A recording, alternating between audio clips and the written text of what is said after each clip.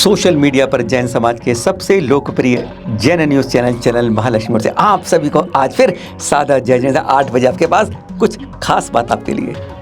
आज वैज्ञानिकों का युग है, विज्ञान का युग है और कहते हैं रोज़ नए नए आविष्कार करते हैं। मोबाइल किया, कंप्यूटर किया और कहते हैं अणु बम। देख रहे हो आज की लड़ाई हो रही है यूक्रेन और रूस की, 75 दिन से लड़ाई फट लड़ रही है और कहते हैं बस अब बमों की, परमाणु बमों को फेंकना बाकी बचा है, सब कुछ नाश कर दिया गया है। तो यह क्या सारे आविष्कार अब होते हैं?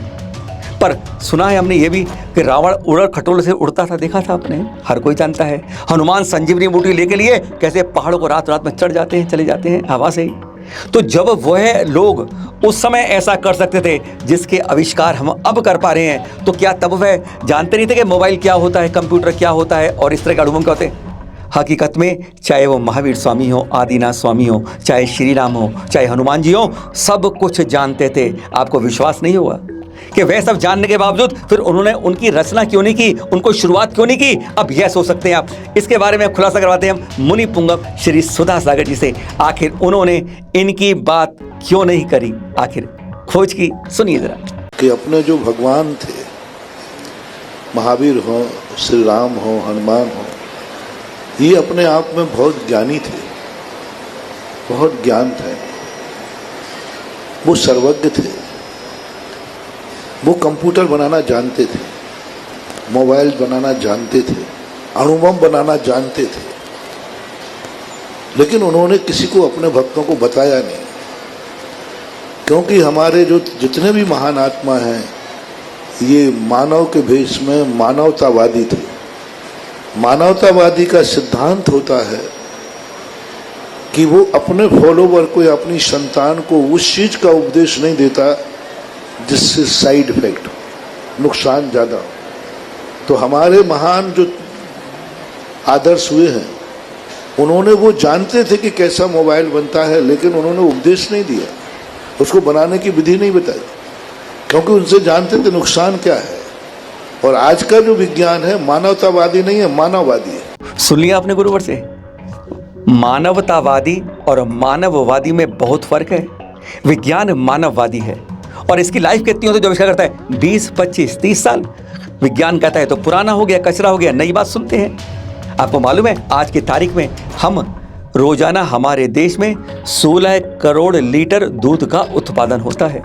एक छोटा सा आंकड़ा बताते हैं आपको। और पता है हमारे यहाँ देश में कितना लीटर दूध पिया जाता है रोज? आप सोचेंगे 16 के आसपास होगा। 64 करोड़ लीटर दूध हम पीते हैं। क्या गजब की बात है। पैदा 16 करोड़ लीटर होता है और पी जाते हैं 64 करोड़ लीटर, मतलब 48 करोड़ लीटर में कितना गोलमाल है। कैसे बनता है अभी आप सोच लीजिए। यह सब विज्ञान की देन है। विज्ञान जब बढ़ता है, बीमारी बढ़ती है, स्वास्थ्य घटता है। अरे पहले डॉक्टर गांव में देखा है, 10-10 गांव का एक डॉक्टर पूरे इलाज करता था जब इतनी बीमारियों का आविष्कार खोजनी हुई थी। और आज एक एक गांव में 10-10 डॉक्टर विभिन्न बीमारियों करते हैं और आदमी यूं के यूं चला जाता है। सुनते हैं आखिर क्या कारण है कि विज्ञान बढ़ता है और हमारी बीमारियां और सब कुछ बढ़ रहा है। सुनिए मुनि पुंगव श्री सुधा सागर जी से। आज विज्ञान जितना आविष्कार कर रहा है, ये सारे आविष्कार की उम्र मुझसे 25 से 50 साल के बीच ही होती है। 25 से 50 साल के बाद वही विज्ञान उसको नकारता है, उसके साइड इफेक्ट बताता है, उसके नुकसान बताता है। अरे आविष्कार वो कर रहा है। आज विज्ञान का कितना आविष्कार हुआ। आज पहले आपको मालूम होगा, आप अपने दादाजी पिताजी से पूछना कि वैद्य कितने होते थे पहले। 10 गांव में एक, 10 गांव में एक वैद्य होता था और वो 10 गांव का इलाज करता था। आज एक गांव में कितने डॉक्टर हैं? बीमारी बढ़ी है या घटी है?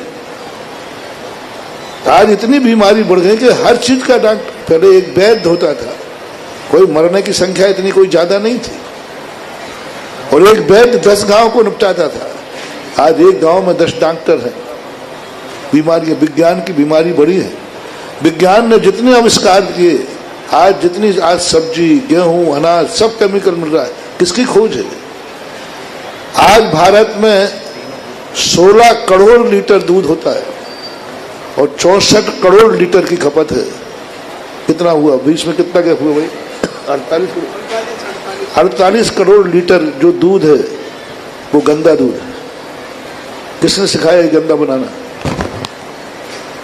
हमारे गुरुओं ने, हमारे शास्त्रों ने, विज्ञान ने सिखाया। विज्ञान ने गंदा बनाना सीखा। आज 48 करोड़ लीटर प्रतिदिन लोग गंदा पी रहे हैं, ये विज्ञान ने सिखाया। नकली दही विज्ञान ने बनाना सिखाया। जितने गेहूं, आज हमारे गेहूं साग सब्जी इतने शुद्ध होते थे, आज हर साग सब्जी में गंदा। एक इंजेक्शन लगाओ, एक छोटी सी लौकी बहुत बड़ी हो जाती है। ये किसने सिखाया? विज्ञान। आज ये विज्ञान एक ऐसा अभिशाप बनता जा रहा है। हमारे शास्त्रों में लिखा है, विज्ञान जिस दिन पूरा चरम सीमा पर पहुंच जाएगा उसी दिन सृष्टि का विनाश हो जाएगा। धर्म जब चरम सीमा पर पहुंचता है तो सृष्टि का विकास होता है, और भौतिकवादी विज्ञान जब चरम सीमा पर पहुंचता है तो सृष्टि का विकास होता है। हमें विज्ञान को रोकना होगा, हमें विज्ञान को मानववादी बनाना होगा, हमें आवाजें उठाना पड़ेंगे। हमें वह चीज दो जो साइड इफेक्ट ना हो, हमें वह चीज जो मानवतावादी हो, मुझे भी सुख दे और दूसरों को भी सुख दे। लेकिन पाश्चात्य देशों के संस्कार हम बहुत तेजी से अपना रहे हैं। भारत के संस्कार विदेशी लोग अपना रहे हैं और विदेशों के संस्कार अपन भारतीय अपना रहे हैं। बहुत बड़े खेद की बात है, लेकिन खेद करने से कुछ नहीं होगा। हमें जागरूकता लाना पड़ेगी, लेकिन हमारी आवाज़ कमज़ोर है और आपके विदेशी चैनलों की आवाज़ बहुत तेज है, उनका प्रभाव बच्चों पर ज़्यादा पड़ रहा है। आपका प्रश्न जायज़ है, प्रयास कर रहे हैं, करना चाहिए।